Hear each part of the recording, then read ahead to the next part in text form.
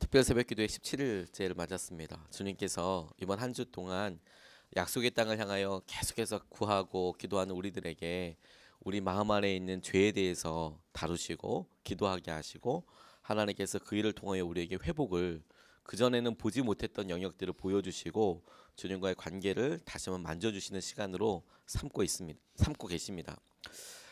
애굽에서 이스라엘 백성들은 애굽 사람들이 어떻게 그들의 신을 믿는지에 대해서 잘 보았습니다.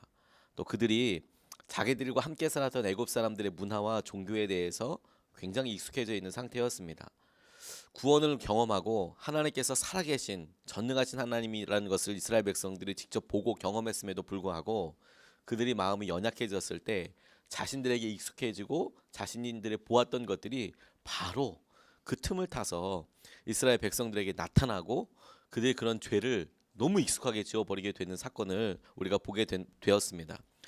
금 송아지를 만든 이 사건은 이스라엘 백성들이 출애굽한 이후에 하나님을 배신한 첫 번째 사건이고 하나님께서 이미 말씀하셨던 가운데 그들이 적용하는 데 있어서 그들이 그 법을 내가 어떻게 따라야 될지에 대해서 생각하는 데 있어서 너무도 큰 편차를 보여주는 그런 사건이라고 생각이 듭니다. 하나님께서 대노하셨지만 실제로 이스라엘 백성들은 자신들이 무엇을 잘못했는지조차를 모르는, 그래서 모세는 이 일에 대해서 너희들이 큰 잘못을 했다라고 생각을 하지만 이스라엘 백성들은 또 그렇게 생각하지 않고 또 하나님이 또 모세에게 하시는 이런 관계들이 나오고, 그래서 하나님과 모세와의 대화, 또 모세와 백성들의 대화, 이런 것들이 서로의 죄에 대한 인식이 다르다는 거, 하나님께서 이 일에 대해서 어떻게 생각하시는 것 차이가 너무 난다는 것을 보여주고 있습니다. 우리가 이 사건을 통해서 하나님께서 우리의 연약함에 대해서 어떻게 생각하시는지, 우리의 모습에 대해서 어떻게 생각하시는지 우리가 함께 살펴보고 기도하고 싶습니다. 첫 번째로 주목하게 된 것은 무엇이냐면 이유 없는 죄가 없다는 것이죠. 하지만 실제로 이유 없는 죄가 많다고 생각하는 사람, 그런 죄가 있다, 이유 없이도 있게 된다, 이런 삶을 산다라고 생각하는 사람이 엄청 많다라는 것입니다. 오늘 본문 말씀에 보면 22절로 24절까지의 말씀을 부분 보면 이렇습니다. 모세가 아론에게 이르되 이 백성이 당신에게 어떻게 하였기에 당신이 그들을 큰 죄에 빠지게 하였느냐라고 물었더니 이 백성의 악함을 당신이 아나이다 라고 아론이 대답하고, 금이 있는 자는 빼내라 한즉 그들이 그것을 내게로 가져왔기로 내가 불에 던졌더니 이 송아지가 나왔나이다 라고 이렇게 나와 있습니다. 이것을 히브리 원어로 봐도 똑같은 맥락으로 이렇게 되어 있습니다. 금을 모아서 불에다 던졌는데 송아지가 튀어나왔다라는 것이죠. 이게 사실 말이 되지 않는 상황인 것입니다. 누군가가 만들었을 것이고 누군가가 그 일을 세공도 하고 거푸집을 만들 수도 있고 이런 과정이 아니면 송아지가 나올 수가 없는 게 너무 상식적인데, 그런데 금을 모았고 그 금을 그냥 자기가 불에다 던졌는데 그게 갑자기 송아지로 되어서 이렇게 나왔다. 이게 진짜 말이 되지 않는 것이죠. 제가 이 말씀을 가만히 묵상하다가 정말 깜짝 놀랐던 것이 진화로 딱 이렇지 않은가라는 생각을 하게 됐습니다. 우연처럼 그렇게 되었다. 우연처럼 그렇게 되었다. 이게 말이 될까? 수백 번 번개가 치고 수백 번 어떤 환경이 수백만 년 동안 진행이 되면 생명이 되고, 그 생명이 또 수백만 년 동안 지나면 사람이 되고, 이런 우연 가운데 있는 많은 일들을 필연이라고 믿고 있는 것들 진짜 두렵다. 그런데 이게 이미 아론과 함께 했었던 이스라엘 백성들에게 나타났던 죄의 대표적인 것이라는 것이죠. 자기는 이런 일을 한 적이 없고 이 원인을 설명할 수 있는 방법도 없지만 이렇게 된 걸 어떻게 하냐, 이렇게 죄가 된 걸 내가 처음부터 의도적으로 죄를 지려고 한 게 아닌데 이렇게 된 걸 어떻게 하냐, 이렇게 된 걸 어떻게 하냐 라고 너무 쉽게 대답을 하는 것이죠. 정말 그런 것이냐? 주님께서는 우리에게 흔들어 깨우시는 거라고 생각합니다. 죄에는 이런 무책임함이 있습니다. 아론도 이거 내가 한 것 아니고 이거 백성들이 이렇게 했는데 완악한 사람들인데 불에 던졌는데 이런 결과가 나온 거고, 마치 자기가 그런 송아지를 이렇게 절하고 백성들을 이렇게 함께 절하고 이런 것에 자기 책임은 없는 것처럼 이렇게 이야기하는 것이죠. 죄를 제일 처음에 지었던 아담과 하와도 똑같이 그렇게 말을 했습니다. 어찌하여 선악을 알게 하는 나무를 따먹었느냐? 제가 따먹은 건 아니고 뱀이 그렇게 했다고, 나를 유혹했다고. 하와도 뱀이 그렇게 했다고 얘기했지만 아담은 하와가 또 그렇게 했다고, 자기가 죄졌다고 이야기하는 것이 아니라 다른 사람 때문에 그렇게 죄를 지었다고 이야기하는 것이죠. 제가 어렸을 때 아버지한테 거짓말을 한 적이 있습니다. 아버지께서 심부름을 시키셨는데, 책 사오라고 심부름을 시키셨는데 제가 그걸 잘 사왔어야 되는데 오락실 가가지고 오락해버린 적이 있었습니다. 그래서 책을 못 샀지요. 그런데 이걸 뭐 어떻게 둘러댔냐면 말도 안 되는 거짓말을 했습니다. 지나가다가 수박을 깨트렸는데 그 수박을 물어내라고 해서 책값으로 물어줬다. 그리고 뭐 그런 뭐 일련의 말도 안 되는 거짓말을 했습니다. 지금 제가 떠올리기에도 되게 민망한 그런 거짓말을 했는데, 이건 여러분이 딱 들어도 거짓말인지 알지 않겠습니까? 진짜 문제는 뭐냐면 저희 아버지가 이걸 믿으셨다는 거예요. 그래서 그렇구나라고 잘 넘어갔습니다. 그리고 끝난 줄 알았어요. 그런데 진짜 제 평생에 엄청난 후회될 만한 일들이 일어나기 시작했는데, 저희 아버지가 그 주 주일 설교에 이걸 예화로 드시는 거예요. 와, 정말 주님이 빨리 오시기를. 근데 더 충격적인 것은 무엇이냐면 저희 아버지 주요 레파토리가 된 거예요. 그래서 한 1년에 한 번 정도 계속 이걸 갖다 잊어버릴만 하면 얘기하고, 잊어버릴만 하고 얘기하고, 그렇게 하는 것이죠. 제가 결혼하기 전에 하도 저희 아버지께서 이 얘기를 많이 하셔서 결혼하기 전에 아버지 기분 좋으실 때 회개했습니다. 아버지 사실 그 거짓말이었다고 말씀을 드렸는데 굉장히 커다란 용기가 필요했어요. 그런데 제게 죄를 깨닫게 되는 굉장히 중요한 통로가 되었습니다. 죄는 그냥 거짓말해서 몇백 원 정도 내가 더 쓴 것이고 아버지를 속이는 것이라고만 생각을 했는데, 그 과정 가운데 제가 일어난 일을 보고 실제로 회개하고 난 다음에 보니까 진짜 무시무시한 죄들이 그 사이에 있더라고요. 그 죄가 뭔지 아십니까? 아버지가 강단에서 그런 이야기를 하실 때마다 제 안에 알 수 없는 분노들이 일어나는 거예요. 예배에 가기 싫은 거예요. 그렇게 얘기하는 아버지가 미워지는 거예요. 누가 죄를 지었는데요? 저희 아버지께서 죄를 지은 게 아니라 제가 죄를 지었는데, 근데 제가 그것을 죄라고 인식하고 분명히 고백하기 전에는 저희 아버지가 이야기에 제가 드는 그런 마음이 너무 당연하다고 생각하고 있었던 것이죠. 그냥 왜 저렇게 우리 아버지는 내게 이렇게 하시나, 왜 저렇게 하시나라고 억울한 사람이라고 생각을 하고, 그리고 아버지가 잘못하고 있다라고 생각을 하고, 내 안에 교회에 가고 예배 드리지 않고 이런 것들에 대해서 너무 자연스럽고 당연하게 생각하고 있는 것을 나중에서야 알았다는 것이죠. 이게 죄의 속성입니다. 우리가 실제로 우리 가운데 어떤 거역하는 마음이 생기고 분노가 생기고 하는 여러 일들을 가만히 생각해 보면 우리는 그냥 갑자기 생겼다, 갑자기 교회 가기 싫어졌다, 갑자기 순종하기 싫어졌다, 갑자기 기도하기 싫어졌다, 우연히 그렇게 된 거다, 우연히 내게 있는 이런 일들 불에 던졌는데 송아지가 튀어나온 거다, 처음부터 내가 이걸 불법이라고 해서 생각했겠냐 라고 생각하지요. 근데 하나님께서 바로 그거를 경고하시는 겁니다. 악의 고리가 깨져야 되는 거구나, 죄의 고리가 깨져야 되는 거구나. 그래서 25절 말씀에 이렇게 이야기하고 계시는 겁니다. 모세가 본즉 백성이 방자했다. 방자했다는 것이 무엇이냐면 자기가 원하는 대로 했다. 자기가 하고 싶은 대로 길길이 뛰었다. 하고 싶으니까 금송아지에다가 절했다가 뭐 별짓을 다 했다. 아론이 그들을 방자하게 했다. 하고 싶은 대로 하도록 그냥 내버려 뒀다. 그랬더니 원수의 조롱거리가 되게 되었다. 죄는 하나님의 말씀대로 살지 않고 자기 마음대로 사는 겁니다. 그러니까 하나님께서 우리에게 그 이유와 처음을 모르더라도 이게 말씀대로 사는 것이 아니다라고 생각하면 얼른 회개해야 되는 것이죠. 얼른 돌아와야 하는 겁니다. 우리가 우리 스스로 이스라엘 백성들처럼 내가 지금 하고 있는 죄가 뭔지 모르고 우리는 다만 송아지 나왔다 내 삶에 이렇게 생각하고 있는 것이죠. 근데 하나님은 그 안에 우리가 우리 스스로 우리 마음대로 살려고 하는 그것을 죄라고 이야기하고 계시는 것이고, 우리가 그 죄에 대해서 피하고 외면하고 있는 그런 수치감에 대해서 더 큰 죄라고 말씀하시는 것이고 우리를 경고하고 계시는 것입니다. 두 번째로 하나님께서 깨닫게 하시고 붙잡게 하시는 것이 무엇이냐면 죄에 대해서 깨닫는 차이가 희생의 수준을 결정한다는 것이죠. 얼마만큼의 죄를 지었냐라고 생각하는 게 차이가 있다는 것이죠. 여러분, 아이들이 어렸을 때 잘못하면 부모로서 아이를 훈계하기 위해서 혼내줄 때가 있지 않습니까? 그럴 때 여러분 혹시 이렇게 물어보셨습니까? 너 몇 대 맞을래? 애들 입으로 100대 맞겠다고 말씀하는 애들 들어보셨습니까? 무조건 답은 정해져 있습니다. 한 대. 무조건 한 대죠. 사실 뭐 몇 대를 때리기 위해서 물어본 게 아니라 너 스스로 네가 지금 한 일에 대해서 네가 잘 알고 있니? 그러니까 너 그 죄에 대해서 네가 잘못한 것, 네가 잘못했다고 생각하면 너 스스로가 몇 대 맞아야 된다고 생각해. 한 대. 그것도 약하게 한 대. 무조건 약하게 한 대 아니겠습니까?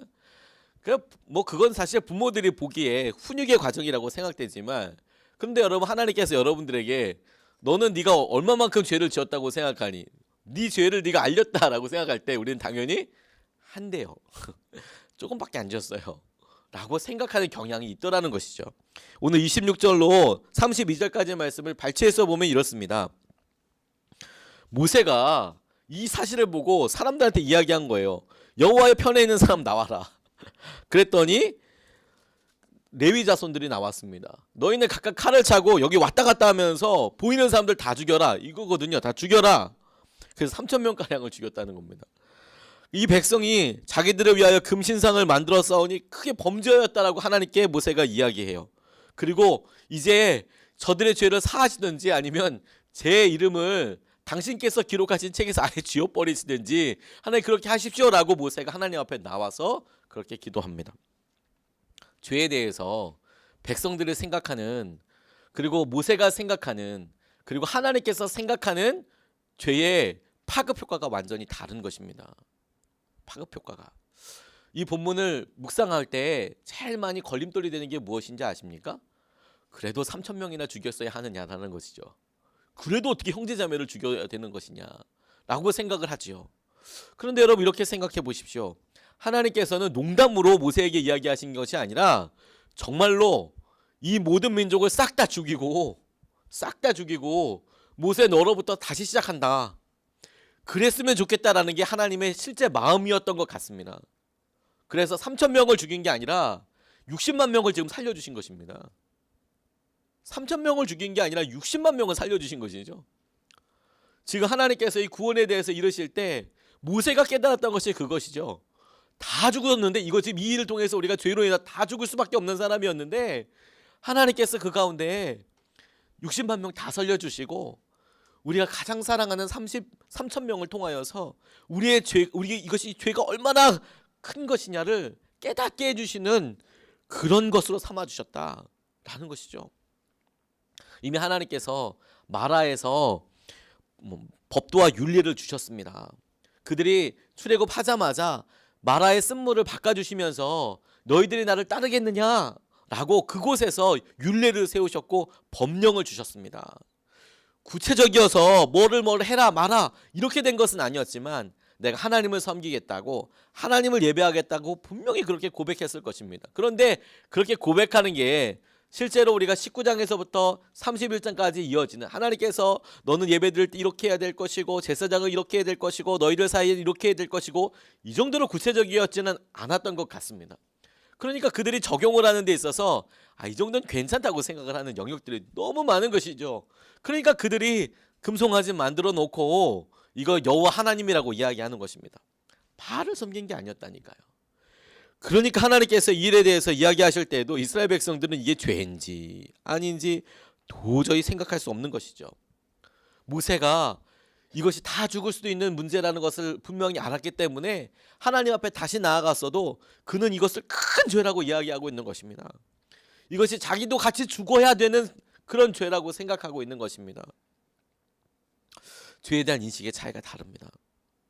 박보영 목사님께서 당신께서 목회하시던 때의 이야기를, 죄에 대한 이야기를 해주셨던 것이 참 기억에 많이 남습니다. 이거 말씀 준비하다가 주님께서 박보영 목사님 생각나게 해주셨습니다. 박보영 목사님이 처음으로 목회하셨을 때 안성에서 버려진 아이들, 말은 버려졌다고 하지만 스스로 세상을 버린 아이들이 한 명씩 두 명씩 모여서 교인이 되었습니다. 막 주먹으로 유명한 애들, 싸움해서 어떻게 감당이 안 되는 그런 청소년, 청년 이런 아이들과 같이 교회에서 같이 살기 시작했는데 하나님께서 그들을 통하여서 변화시켜 주시고 고백하게 하시고 이런 엄청난 일들이 많이 있었습니다.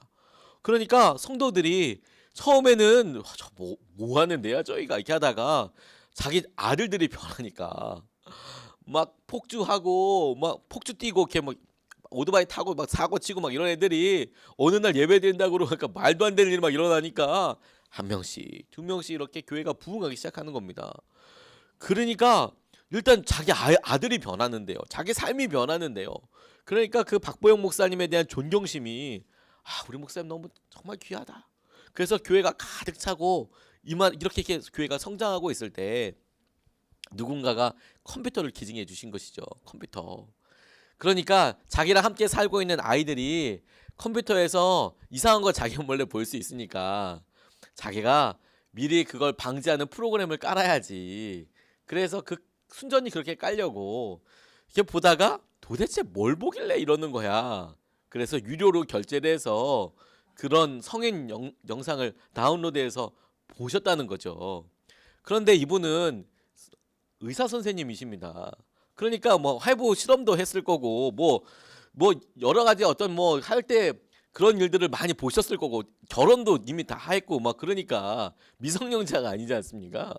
그런데 이렇게 컴퓨터 앞에서 이렇게 보고 있는데 혹 누가 보나 이렇게 싶기도 하고 그렇게 쭉 보고 있는데 본인 스스로가 뭔가 마음속에서 이게 떠나는 듯한 느낌이 들었다는 것이죠.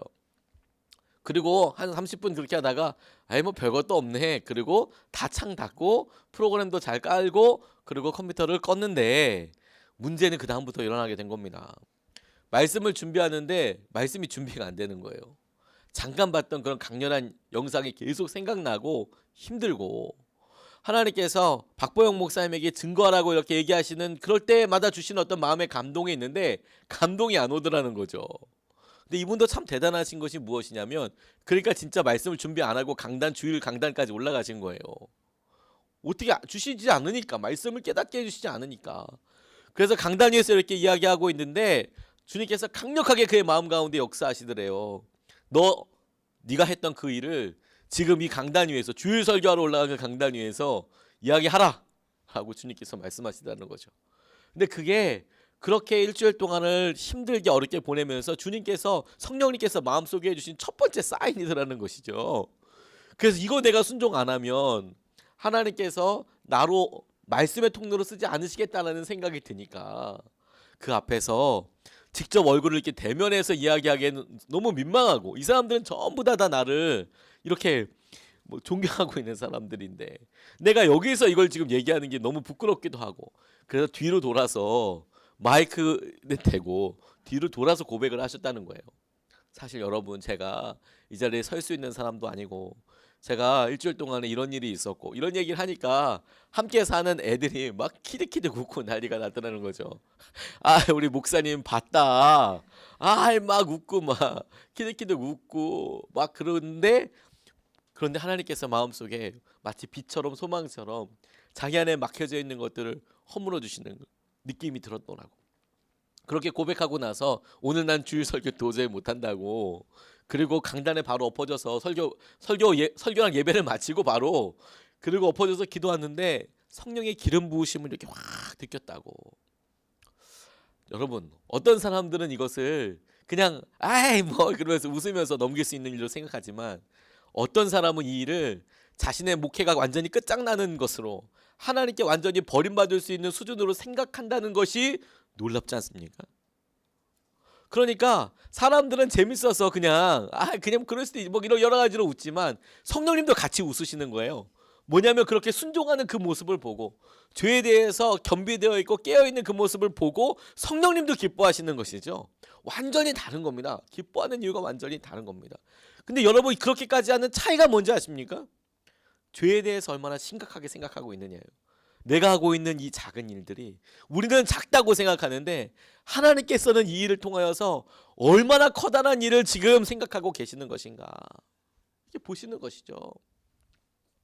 그런데 여러분 우리가 오늘 본문의 모세조차도 가만히 생각해 보면 이스라엘 백성들이 했던 이 일에 대하여 자기 이름을 지어달라고 고백할 정도로 간절하게 기도하고 있지만 모세조차도 하나님께서 지금 죄에 대하여 진노하고 계신 것을 다 이해하지 못한 것입니다.